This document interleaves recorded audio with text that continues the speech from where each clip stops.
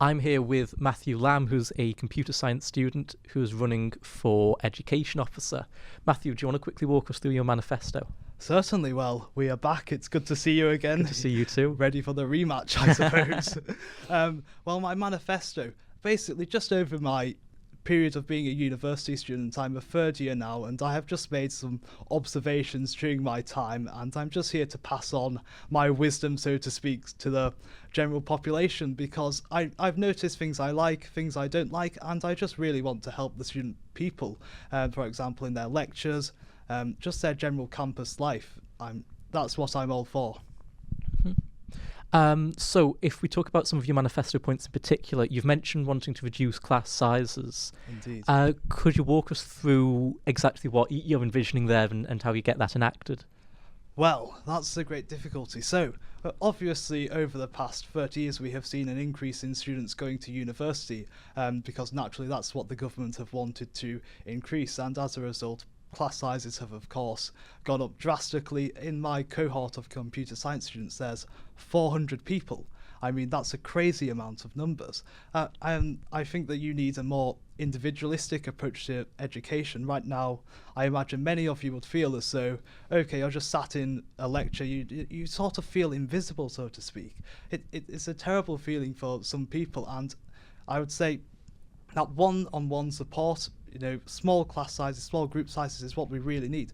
As on how we get that enacted, well, that's the great difficulty, because we all know that the university will naturally follow where the money goes, and if it can get as many undergraduate students in as possible, well, that is where they will benefit. But we can begin sort of a grassroots activist campaign. We can sort of begin making those small positions, possibly lobbying local politicians, local university people, but really this is an issue that isn't really touched upon in the media, I've noticed, and it's sort of just raising awareness that we need higher quality education and more support towards individual students.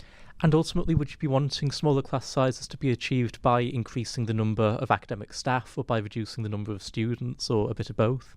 Well, I would say ultimately it's a combination of both. As I said, well, Rory Sutherland, who is an interesting commentator on marketing, maybe you've seen him on your Instagram reels, but this gentleman said, okay, well, it's better as an individual to be further educated, but as for the population, 50% going off to university, do they really need that? How many managers and consultants do we need? The question is, who knows? It depends on the needs of the economy. But what I truly believe in is getting apprenticeships. I believe people learn on the job experience. You don't necessarily learn everything by sitting in a lecture theatre absorbing all that information. No, you learn by on the job experience, and that is what I believe we can promote, and it's all part of that lobbying agenda. And I'm thankful that both previous governments have been they are on board with apprenticeship schemes, and I would very much like to help them out just through the general lobbying campaigns as well. Yeah, and you've talked as well in the manifesto about wanting to increase apprenticeships and the number of students who take part in them. But do you think that apprenticeship should be an alternative to university education, or should it be supplementary, or again, should it be a bit of both? Well, it's sort of the winds of change. We've very recently, these higher apprenticeships, degree apprenticeships, all of that stuff. This is all coming out, and I know people that truly benefit from those experiences, and ultimately we have to provide a choice for students. I know many people feel as though university is their only option if they want to be successful. Maybe they just want to go for a good time. Okay, fair enough. But apprenticeships should be a choice, and we need to do more for that. Now, you've said as well that as education officer you'd oppose strikes. Couple of questions on this one. So to begin with, the potential strikes which are coming up are in relation to voluntary and involuntary redundancies being made at universities around the UK, and unfortunately at Lancaster as well. Now, opposing those strikes, as much as strikes impact the student experience, does reducing the number of academic staff not also negatively impact the student experience? A strike's not a way to improve students' experience if there's more staff? Well, I would say what has truly broken the university students' experience is these universities running unsustainable models of financing themselves. Why have they taken on so many students, so many staff, when the money just isn't coming in? We know we have seen University of Cardiff, for example. That's where this news is really coming from. They had to cut so many staff, and they're being subsidised by international students. It's a very unfortunate position for these universities to be in, really.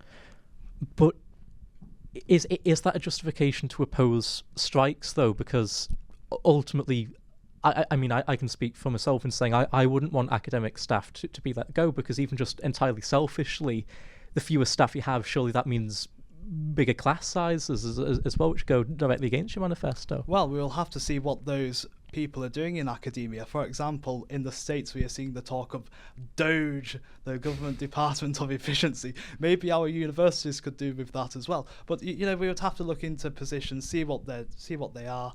On the topic of strikes in general, in the past we have seen the MAB, the Marking and Assessment Boycott. That was terrible for students.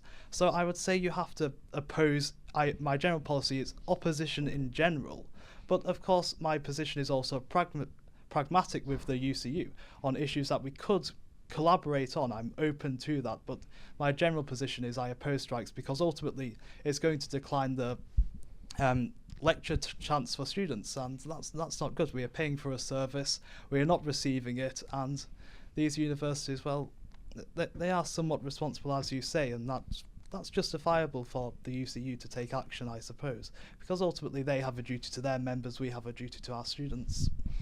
Now, to follow up on that a bit and on working with the UCU, the common argument for staff and students unions working together is, well, firstly, you've got postgraduate students who are part of both the UCU and part of LUSU because they are both students and also teachers.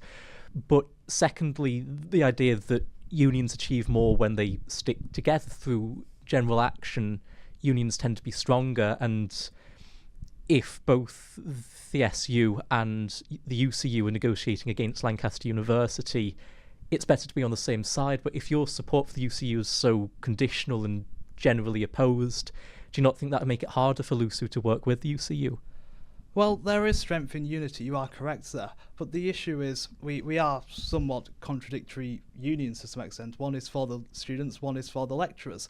And my position has always been consistent that LUSU should represent postgraduate students in their capacity as students, and the UCU should represent them in their capacity as educators. So we can sort of draw the line in between those responsibilities, and my position is very clear. I oppose strikes, and it's sort of that issue, isn't it? It's not good to sort of divide one another, but these are issues where we oppose one another. I am not just going to say, yes, UCU, go and strike, go and miss all your lectures. No, that cannot happen.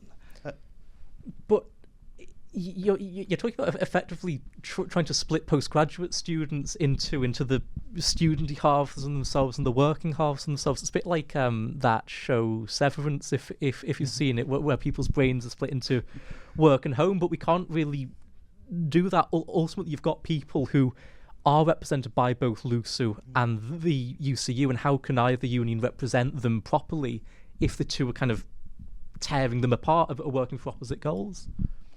I would say that's sort of the depth of the University Students' Union. And you raise a valid concern there. Well, these postgraduate students, they are sort of stuck in the middle. They're in a tug of war, so to speak. And I would say they probably need their own body. Postgraduate body, I've seen that do a few things, but I understand that they are under stress because they are volunteers, and at the end of the day, volunteers can only be expected to do so much. But I would say that you need a stronger postgraduate representative body to stand up for those students. Now, you've talked in your manifesto as well about a couple of ideas and policies which aren't necessarily in the direct remit of education officer. For instance, you've suggested that the SU should sell the sugar house. Indeed. Could you explain a little bit more about why you think that's a good idea? Well, some of you may be watching this. Why do you not attend your Thursday morning lectures? See, I maybe you're guilty of this as well. No comment.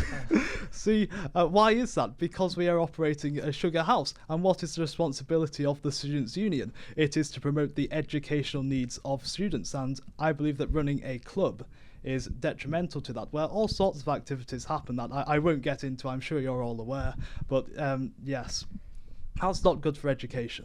Is the Students' Union goal ultimately to promote the education of students, though? Is that not the university's job? Does the Students' Union not have a duty to, student welfare, to student life as well? And like it or not, a big part of that for a lot of students is clubbing and copious alcohol consumption. Well, it's interesting that you combine welfare and copious alcohol consumption in the same area. Fair point.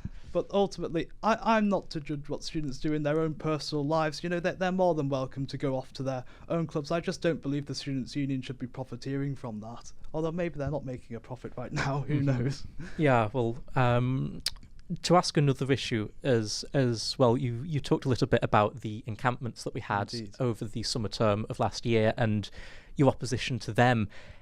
That's a student organisation leading a protest as the Students' Union. Should that not be something that you're supporting, though? No, the encampment is not a protest. It's a sort of, well, they're having a mini fest. They were having a mini festival there. A protest is standing there with your banners, doing your own thing. It's not occupying the campus. The campus is a university educational institution. An occupation's a valid form of protest, though. Well, no, from a Students' Union perspective, yes, it's a form of protest, but we should absolutely not be endorsing that. And we have seen even this year, protests continuing. We have seen in the past disruptions to the Margaret Fell Lecture Theatre, the Charles Carter Lecture Theatre.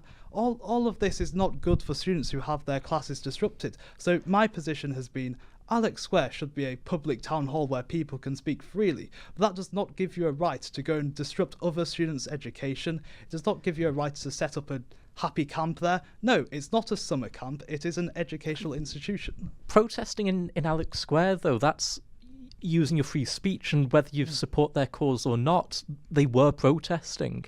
And if you talk about Margaret Fell, the protesters would tell you that they were attacked and felt quite brutalised by security who dragged them out of Margaret Fell. Have you really got no sympathy for these students at all? Not at all. They are disruptors, and they are disrupting the vast majority of hard-working students who simply want to get their head down, get on in life, and they don't want to be disrupted by these frequent rallies. I certainly don't want Is protest not meant to be disruptive, though? You surely can't ask for a protest to be a quiet, polite notice on a pin board. That's hardly a protest at all. In an ideal world. but no, seriously, you are right. Protests are supposed to be disruptive. But as the supporter of students in general, well, I will support what is in the best interests of the majority of students, and that is not to be disrupted by occupations on campus and all other areas. And additionally to that, there were many students that came to me and said they felt intimidated, they felt unsafe because of the presence of the encampment. What message is that sending to our students? But is your opposition to the encampment and to those protests, is that based on the methods that they used, or is that based on the fact that they represented a cause which you presumably are not particularly sympathetic to?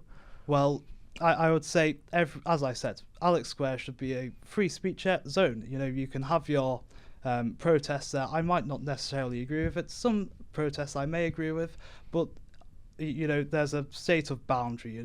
It's definitely on the methods. You can't be going into lecture theatres and you can't be setting up shop. You have to be considerate of other people around you. Although protests to a degree are disruptive. Well, thank you very much, Matthew, for returning for another interview. Well, thank you very much for hosting me once again. Yeah, it's been good fun. Thank you. Thank you. I'm here with Niamh, who's a fine arts student running for education officer. Niamh, do you want to run us through your manifesto quickly? Yes, so I've kind of split my manifesto up into three. I have my top three priorities. My first one is about reading weeks. I think all students should have them. Some don't at the moment, so that's a big push of mine. My second point is about assessments and making them so much more realistic around holidays. I think a lot of students get very overwhelmed, and I think lecturers and academic staff take this as an opportunity to very much, you've got a holiday, do all this work. And my last in my big three is about the academic rep system. I think it's not currently working as well as it could be, and that's definitely something that I want to restructure.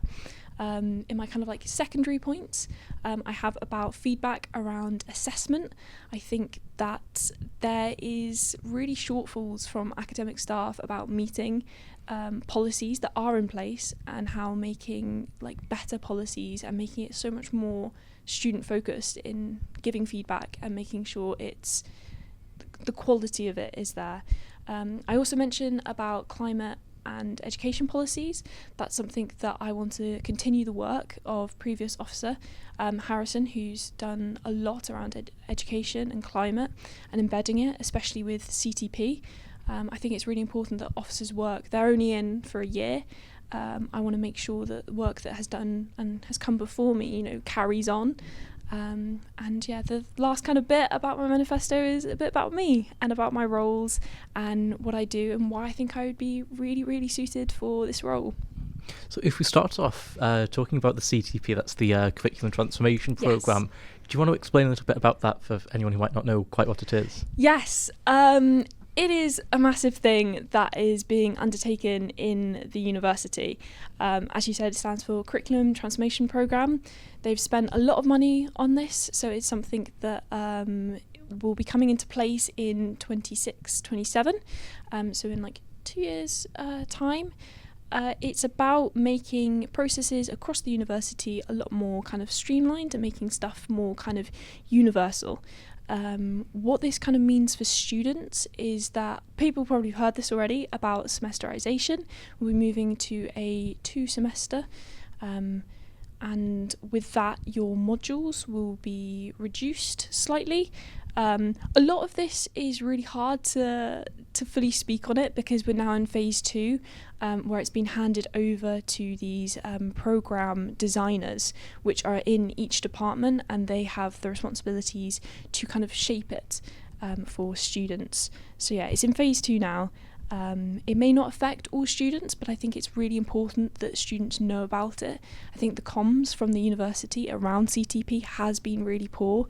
It's something that's been brought up in Education Leadership Committee, which is a committee that the Education Officer Harrison leads on, with all the faculty reps. And yeah, it's something that we definitely know about and want to make a difference on. And with communication about the CTP, what do you think would be the best way to improve that? A lot of candidates have been speaking about they feel that communication can be quite poor in quite a lot of different ways. So what would be your strategy to try and improve that, do you think? I think the strategy very much is going to the CTP team, because there is a team of them that are organising this and running them, and saying they release some comms to first years about roughly things that are happening, but it's telling them that what they are doing is not good enough. They need to be so much more transparent. I think they're in a stage where they don't fully know how it looks, which I understand is hard, but as students that are in these courses that will be affected by it, there needs to be transparency. I think it's going to these people and it's saying that students want to know about this. This affects them. We care about it. Tell us. Now, as you say, they've been communicating with first-year students. With this not coming in until 26-27, that means that the majority of second and third-year students will likely have graduated by the time this comes into place. So why do you think it's an important issue for all students to care about? I think it's important because you have like a legacy as a student. You say, I went to Lancaster University, and I think it's important that you can look back and be like, oh yeah, this happened or that happened, and I had a say, and yeah, I knew about that. I think it's really important that as current students you have a voice about shaping how education is being like delivered at your university. I think people that go away for placements or study abroad and come back, they will still be affected by it. So I think it's really important that the current students now are engaging with it and are like leaving that kind of legacy mark almost. And to loop it back into your manifesto, and talking about wanting to spread out the workload, how do you think that semesterization might change that? Do you think that could help spread out the balance of workload and not put too much pressure on holidays, or is there potential for that to make it worse? So in my manifesto, I talk about reading weeks for all students, and this is something that will be so important when it comes to semesterization. We'll have a lot longer terms, which will be a lot harder as students. You know, you're going to be at university and you're going to be studying the same like module weights and like length, even longer now, because it will span.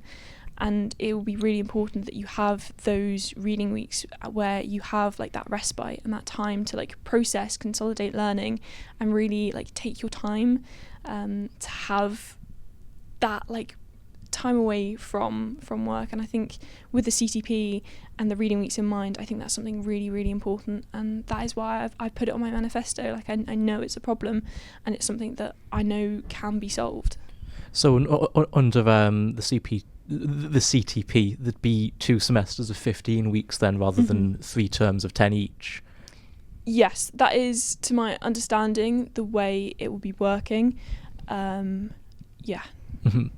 And with the curriculum transformation programme progressing, this is probably a particularly important year for the education officer, because whoever's elected will be in place for a lot of the crucial changes made to the CTP before it's implemented.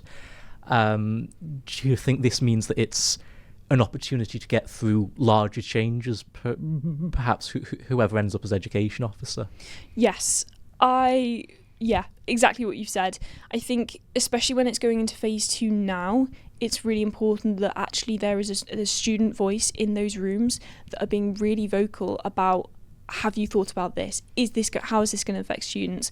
And I think understanding CTP, it's a massive thing. The current education officer, Harrison, has said in our like leadership meetings, saying that it took him like a good month to fully like understand and like kind of get full grasps of what they're trying to do, how it's going to look like for students. I think it's really important that the person that is your education officer knows about it and knows what the kind of limitations are. I think it's very unclear, and I think a lot of staff don't really know, but I think it's important to have a student voice in this conversation, someone that's like proactive, someone that's wanting positive things for students. And yeah, I think I'm a good fit for that. Yeah, how firm of a grasp do you think you have on the nature of the CTP? I think as a faculty rep, someone that, you know, very much is in these like education committees where this is spoken about a lot, CTP, especially amongst like these high academic staff. It gets spoken about in Senate, which is the highest education committee. Having a seat in those rooms and being able to see all sides of what's going on, I think it's really integral, because the university is pushing, you know, their agenda of what they want CTP to look like. And I think it's really important that there's then the student voice, you know, pushing how can CTP serve students the best way it can. And on the topic of your work as a faculty rep, I would imagine quite familiar with the academic rep system, and you've talked about wanting to reform the way it works. Could you explain exactly what you think the problems are at the moment and what changes you'd like to make? Yeah. So I'm a faculty rep of FAS, which is obviously the Faculty of Art and Social Science. Within that, we have 9 departments who all have department reps who are leads for their department. And then underneath that, you all should have academic reps, which are in your course for all your different years. The system that we have now is perfect. It's a really good system, but where it kind of falls flat is in our faculty forums and the way those reps interact, 1 with each other, but 2 with the department.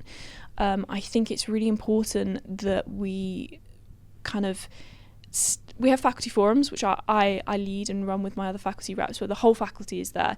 We talk about problems, but a lot of these problems aren't transferable to all departments.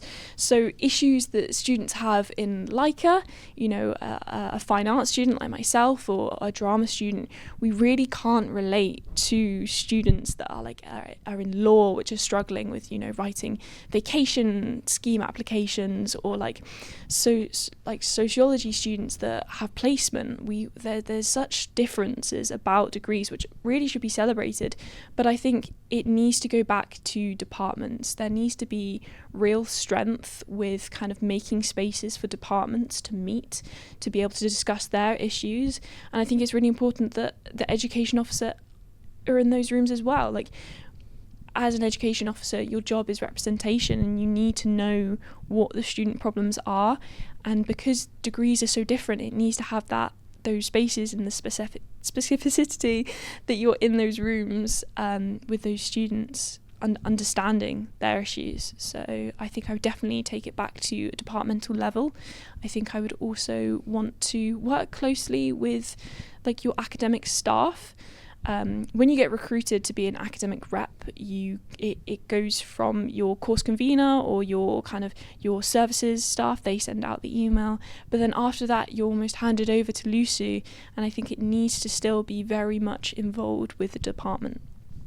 Now, I'm not sure if this is just the case for FAS or if it's the case for other departments as well, but there's some departmental restructuring going on at the moment. So, for example, in FAS, the 9 departments are changing into 4 schools. Mm-hmm. Do you think that's going to make the problem of departmental representation worse, because there's going to be 4 much larger schools, and presumably these schools will each have one school rep who will be responsible for a much broader range of subjects? Yeah, and this is something that I haven't spoken to with the Associate Dean yet about how obviously the rep system is going to look like in the school restructuring.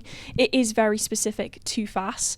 I don't think any other department is going through big changes, but even then a lot of the changes are just for namesake. You know, you will still have like your service manager and your course leads that will all be the same people. I think how the rep system then works in these departments will be very similar to how it is now.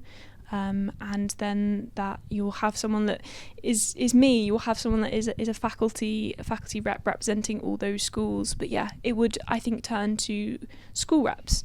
And that is something that, you know, looking forward is something that definitely needs to be considered. Now, as well as an education officer candidate, you'll no doubt be aware about the redundancies which are being made across the UK with academic staff and here at Lancaster as well. From that, it's fair to assume there's a high likelihood that there might be strikes in the next year from the UCU, the Lecturers' Union. If that were to happen, would you support those strikes? I think with anything to do with strikes, you give like a scenario of what they may strike about. We don't know what will be on like the ballot, what will be written, what their demands are. But as a union, there was a policy that was passed in UA that the SU will take a stance, and that will be decided through UA. I think from my kind of own personal beliefs is that we need to think about, you know, our postgraduate students, which are also, you know, in these spaces where they are working, they're delivering teaching. They need to be considered, but, you know, student experience also needs to be considered. You give the case of this kind of, you know, getting rid of a lot of staff. I've been told, because I brought this question to the Associate Dean of FAS, I've asked her, I've been like, I've heard all of this, like, what is happening and how is it affecting students?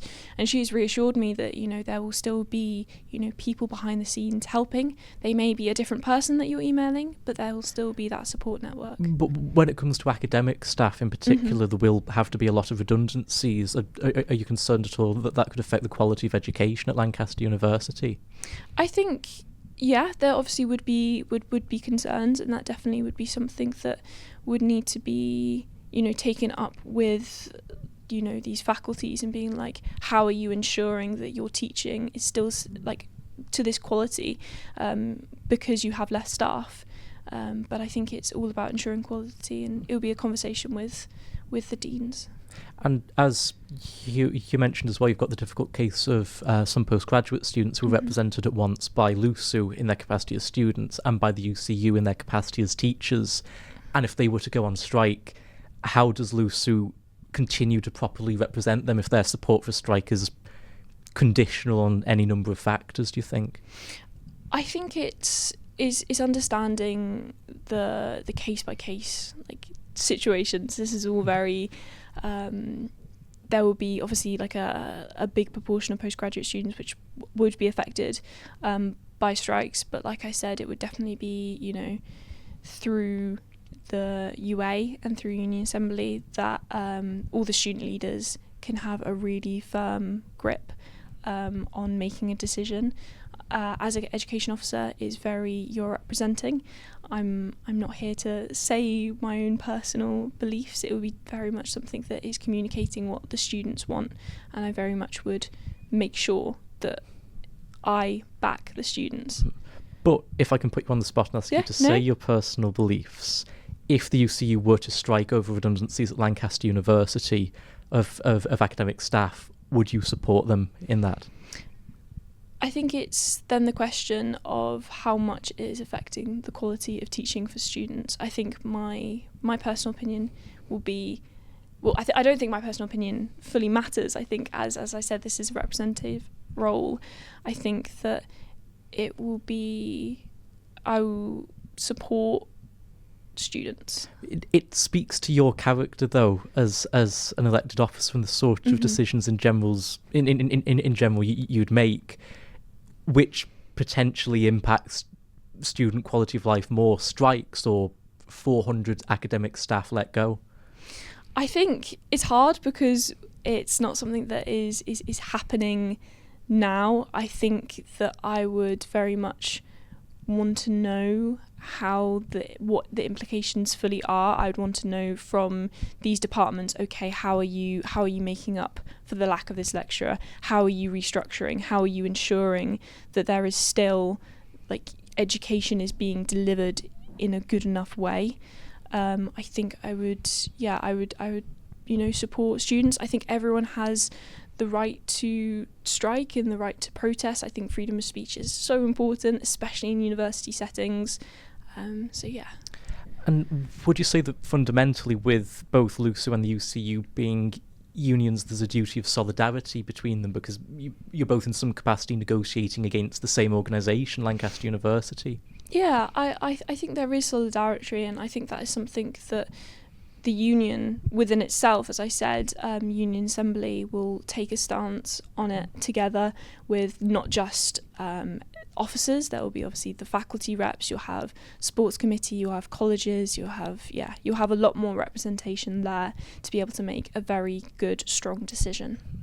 Thank you very much, Niamh. I'm here with Morgan, who's a computer science student running for education officer. Morgan, do you want to quickly run us through your manifesto to start with? Yep, absolutely. So I'm, of course, as Josie said, I'm running for education officer. My manifesto has three big major points. One being to continue trying to free up Wednesday afternoons, having more careers fairs throughout the year, and lastly to strengthen the links between departments and their student reps. There are also three other small minor points, which is addressing the ethical and educational concerns with AI, including postgraduate reputation, and then more or less finally is having a bit more transparency between departments and their students. So if we start with freeing up Wednesday afternoons, this has been a bit of a point for education officers and activities officers for years and years now, and finally there's been some progress made in that Wednesday afternoons book students will have priority to transfer to classes on other days where that's available, which, small step, but is something. Now, my question is, with how long it's taken to achieve that progress, what are you hoping to be able to achieve in a year as education officer? So while I'm very aware that, of course, this has been going on for years now, and the progress has been very slow. I think if say I've been elected and I've got that year to progress or free up Wednesday afternoons, I'm really hoping to extend past the Bucks freeing Wednesday afternoons and having it out towards more majority of students. So of course I've done a lot of research and figured out that a lot of companies have done studies where Wednesdays or a midweek sort of break is very beneficial, not towards just themselves, but towards mental health, which as uni students is a very important aspect of university life, especially much more recently. I feel like getting this system a bit more widespread into the general university life, which is what I tend to try and achieve, will not only just benefit the Bucks students, but also it will benefit the majority of students. Okay, and talking about Wednesday afternoons again here, we've got the curriculum transformation programme which is happening at the moment. Do you think that offers opportunities to look at reassessing the kind of weekly timetable and putting more of an emphasis on Wednesday afternoons. Is that something you'd be focusing on advocating for in the room when talking about the curriculum transformation programme? Oh yeah, absolutely. I think with the whole curriculum transformation programme, I feel like it's like a fresh slate to refresh the whole system of how timetables are worked out, how the weeks and like the longevity of the academic year are worked out. I feel like if we stayed with this current system, it is possible, but the fact that we're now almost transitioning into this brand new curriculum program, it gives the student union and also like the general university guidelines to sort of have another fresh look at how they could go about refreshing this, and it'll give a bit more of a leeway for us to help free up those Wednesday afternoons. To speak about postgraduate students, you say that you want to increase representation for them. Exactly how would you want to do this? Well, I believe personally, as a sort of semi-postgraduate student myself, sometimes these departments, they're not fully transparent in the way they direct communication towards them and how they can get their information out to people. Not saying that that doesn't exist. Of course, postgraduate students do have a say. They have their own postgraduate open days. Postgraduate students from like all over the world can come in, see what the Lancaster has to offer. And current postgraduate students have pretty much all the things as an undergraduate student, such as going to societies and stuff. I think my general concern is more or less having postgraduate students have like as much of a say as the undergraduate students have, almost as if they are seen as an undergraduate and are like exactly the same people. And my goal is to almost have them integrated into the uni as if they're just continuing another year at the university, rather than coming in from another location or going in from the third or fourth year into a postgraduate degree, such as like PhD students, for example. Rather than seeing them as like a full-time job, they're actually a student. Now, it's a bit of a tricky question, this, but if you look at voting records in LUSU elections, which you can break down by college, you can see that consistently graduate colleges' turnout is way below that of all of the undergraduate colleges, who themselves don't always have amazing turnout. Can you think of reasons why graduate students seem to be less likely to turn out to vote, and other ways you can increase their engagement with the SU directly, do you think? No, I think I personally believe the reason why postgraduate students or graduate students don't have as much as votes as people would like, I wonder if it's because of their mindset of knowing that they're graduating. Perhaps say you're you're in your final year as a postgraduate student. You've only come here, or you've just come here for 1 year as a student from another university, for example. You may not be as like well immersed with the student union as you'd like to be, and voting almost feels like it's like unnecessary because you're leaving, and you know what difference does it make to them? That might be what their mindset is. I feel like this sort of needs to be changed because, of course, every single vote counts, like regardless of who you are in the university, and having a way to bring these postgraduate students in to tell them that their voice matters is going to be a very important aspect into getting their representation across to the general university. Now, as a candidate for education officer, you'll no doubt be aware of the cuts to academic staff being made around the country, and the likelihood that this will result in strikes in the next year or so. If the UCU were to go on strike, would you support them, or would you be opposed to those strikes? No, I think that's it's a very good question. Of course, as being a student myself, I've gone through quite a few strikes and definitely seen how the student union handled it. I think it'd be a bit of a mixed bag in the sense that, of course, the way that the General Assembly treats academic staff, yes, I support them in the sense of they should be given the correct opportunity, but also I feel like students also need to be supported in the correct manner, because it's, especially being a part of a strike myself, sometimes I felt like in the past that yes, these academics are being supported, but maybe the students aren't really being supported in turn, and it's almost as in like a cycle or loop effect where the students aren't being supported and hence they don't care, which means the lecturers almost in effect don't really care, which means they're not happy, and something needs to really be done about this loop. So would your solution to that be to weaken LUSU's support for the strikes, or would it be on focusing on additional student welfare during strike periods? I'd say the first statement, not so much. I think the second statement, absolutely yes. Like students should be, because we're the face of the uni almost, and they need to have their not their way and such, but they need to have their thoughts generalised for everyone. Everyone needs to hear their voice. I think the student unions like Links and support backing like the union strikes. I feel like they also need to continue supporting them in a way that assists not only them but also like the general public as well, or the general academic area. Can you give examples of exactly how you'd want to do that? I feel like, so for academic staff, in terms of when they strike, I would personally like to support them in a way that they feel that they're not losing out on an opportunity where they want to encourage like the younger generation. For example, you may be a lecturer and you love teaching, but you may not be happy with all the strikes going on, and in a sense that makes you feel like, oh, I don't really want to support these students because I'm not getting paid or I'm not getting the right support that I need. Fixing that sort of crucial step at the beginning almost like trickles down like it's a pipe into a waterfall of like helpful welfare and support, and I feel like I'd like to tackle it at like the pinpoint of the issue where it's starting, should that be possible. There's always a difficult question as well when it comes to postgraduate students, which you talked about wanting to increase representation for them, and postgraduate research students are often in a difficult position of they are both teachers and represented by the UCU, but they are also students and represented by LUSU. How would you bridge that gap to make sure that postgraduate students who might be on strike continue to be properly represented by LUSU? I feel like that would feed back to what I said about representing postgraduate students in thinking that they are also students like the rest of us. So, of course, a postgraduate student, PhD student, say an engineering PhD student is going on strike and is all supported with the whole strike system. I'd like them to still feel as if they're on the sub-level, they are still a student at the end of the day. They've done this postgraduate degree, they're not, although yes, they are teaching, they're being a TA, they're doing all this postgraduate research, at the end of the day, they're still, like I said earlier on, the same as all of us, and I would give them the personal support of the student side rather than the UCU side, but at the same time, making sure that their concerns with the UCU are also listened to and are sort of brought upon everyone else who's supporting the UCU side of the strike system.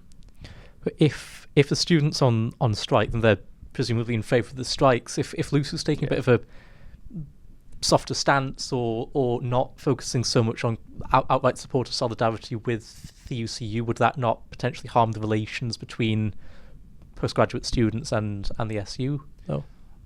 I believe almost in a sense there might be some tension between, because you may say to that postgraduate student, hey, I'm supporting you as a student, and they might come back and be like, well, I'm not a student and I support these strikes, so why should I almost care? Yes, I feel like there's going to be some sort of tension between, and although like it may be a bit of a rocky path on how to support them in a longevity sense, I feel like there'll always be some sort of path at the end of it, whether or not it's supporting their personal decision rather than supporting like one side or the other. Mm-hmm. Now, if we move on to another one of the more contentious academic issues at the moment, artificial intelligence, you've mentioned in your manifesto, you've talked about that, wanting to play an active role in how artificial intelligence is used and regulated in academia at Lancaster University. Could you walk us through a bit at the moment how the system works at Lancaster and what, if any, problems you've got with it? So the way I'm aware of how the system works at Lancaster is that AI is it's a very ambiguous way, as in through department to department. So as being a computer science student myself, AI is inherently not supposed to be used, right? We're almost failed instantly if the second you are caught using AI. However, other departments, of course I won't name any particular, may use AI as a quote-unquote tool in which they're allowed to use it for help and assistance rather than actually writing their thing. So my issue is more or less to the sense of bridging this almost broken bond between departments where one department has a rule for AI for one and another department has a rule for something else. It's almost, you can say it's almost unfair, whereas there should be a almost generalized rule for everybody. Of course, you can't get rid of the fact that students are going to use AI to almost cheat. It's bound to happen. This is the world we've unfortunately come into. Not saying that AI is bad, it can be used as a tool, but that's the key word there, tool. And I believe that the university and the student union could mostly work together and find out an almost opportunistic way of keeping it as a free tool for everybody to use. Do you think in some ways the disparity between departments, to get a bit philosophical, could be almost a terminological problem, that departments have different ideas of what exactly is meant by AI? Because, for example, I'd imagine in the computer science department, they are concerned largely with things like GitHub Copilot to generate code, whereas, say, in the PPR department, which is what I'm under the concerns, would be more with tools like ChatGPT, which can generate large amounts of text. But there's also opportunities. It could generate an essay for you, but equally you could use it to generate a list of books which you might want to read or something like that. Do you think that maybe the reason why different departments have different standards is because some subjects lend themselves more to using AI as a tool, whereas others lend themselves only really to using AI to cheat? Absolutely, I think that is a very good point. Departments, I feel like are going to sway in a certain direction depending on AI. So, computer science, for example, they're aware that AI can be used to generate code, almost like out of the blue. Thought of it's on its own. Most of the time, it might not work, or it might work, and the department are going to see that as, okay, that's cheating. We're not going to allow that. And of course, like maybe the PPR department uses it for, or students use it to find books or documentation around the online that they use for writing essays, or like you just said, like writing a full essay. Of course, departments are going to sway one way or another, dependent on how they go about looking at AI. And I feel like that's going to be the case for from now on within education. However, say there's like an almost link between these two swayed departments.